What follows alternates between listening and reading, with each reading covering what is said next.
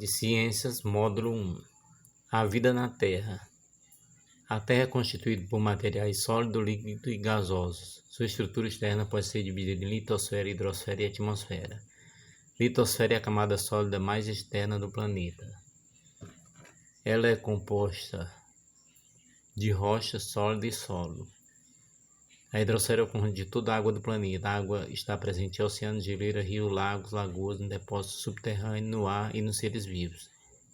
A atmosfera é a camada de gases que envolve o planeta. A biosfera é o conjunto formado pelos seres vivos pelo ambiente em que vivem. Ela é composta de regiões de litosfera, hidrosfera e atmosfera. A atmosfera é rica em gases como o gás oxigênio, que é essencial para vários seres vivos, e o gás carbônico, principal gás envolvido na produção de alimentos pelas plantas e na manutenção da temperatura do planeta. A temperatura média de superfície é de aproximadamente 15 graus centígrados. A água líquida, por sua quantidade abundante em estado líquido, a vida tal como a conhecemos depende de um meio líquido que possibilite interações químicas.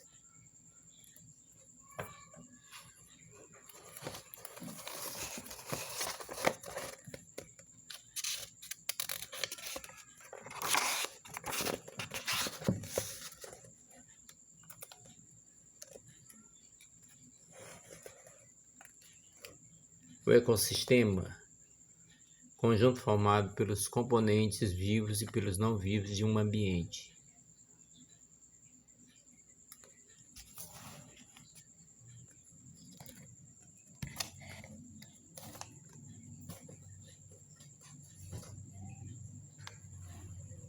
Portanto, o ecossistema é um conjunto formado pelos componentes vivos e pelos não vivos de um ambiente. Os seres vivos de um ecossistema mantêm relação entre si também com os componentes não vivos.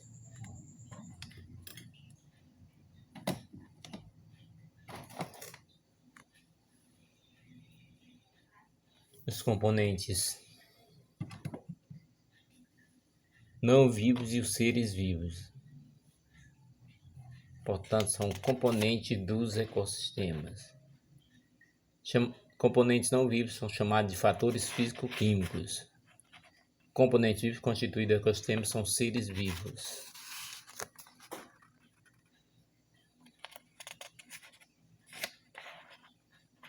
A ecologia, ela tem um princípio em 1866 pelo zoólogo alemão Ernst Haeckel.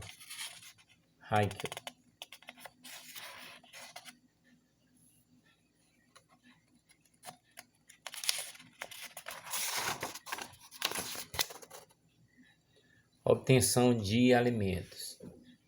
Os produtores, seres vivos que produzem o próprio alimento, são chamados de produtores. Eles incluem as plantas predominantes de ambiente terrestre, como algas e certas bactérias, encontradas principalmente em ambientes aquáticos.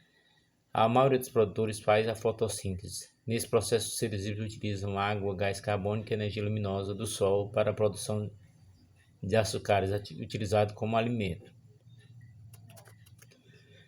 Seres consumidores são aqueles que se alimentam de outro organismo ou de parte deles, como folha, fruto, semente e ovo. Todos os animais, incluindo o ser humano, são consumidores.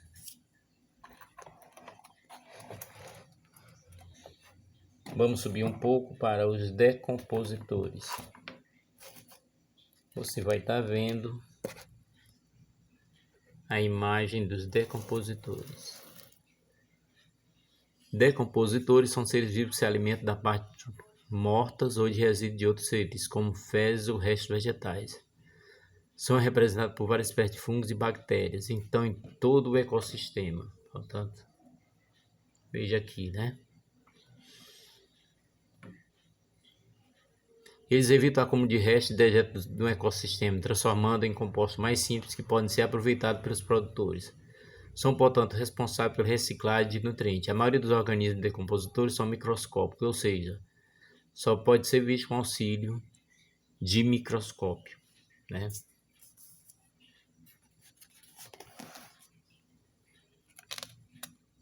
Continuando a nossa primeira aula de ciências.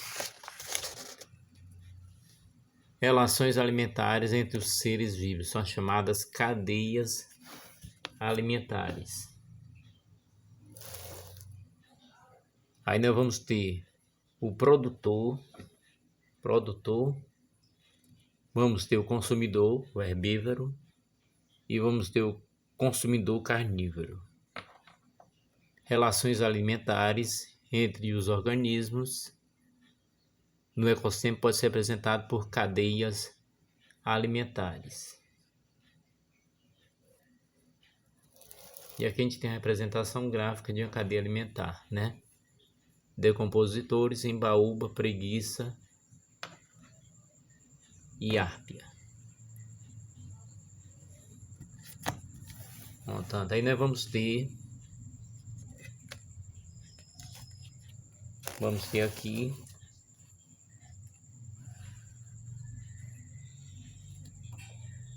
primeiro nível trófico, é ocupado pelos produtores como as plantas terrestres e aquáticas.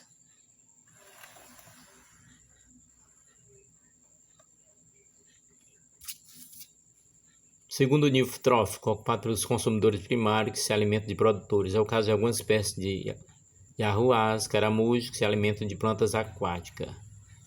Terceiro nível trófico é ocupado pelos consumidores primários que se alimentam de produtores. É o caso de algumas espécies de arruás, caramujos que se alimentam de plantas aquáticas. Terceiro nível trófico é ocupado pelos consumidores primários que se alimentam de produtores. É o caso de alguma espécie de arruás, caramujos que se alimentam de planta aquática. Terceiro nível trófico é ocupado por consumidores secundários que se alimentam de consumidor primário. É o caso do carão, ave, que pode se alimentar de arruás. Quarto nível trófico é ocupado pelos consumidores terciários que se alimentam de consumidores secundários. É o caso do sucuri, serpente, que pode se alimentar de carão. Após o quarto nível pode vir o quinto, o sexto e assim por diante.